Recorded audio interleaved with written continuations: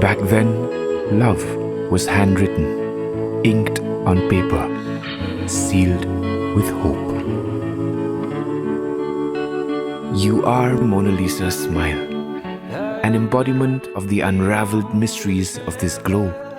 Like children shouting in bliss at the sight of a beautiful rainbow, you send me into captious cries at the very first sight, as I spin colored dreams of fantasy, dreams of two innocent doves encircling the skies, you and I.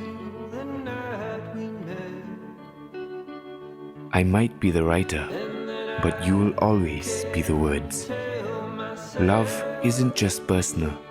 It's in the people, the streets, and the memories we cherish.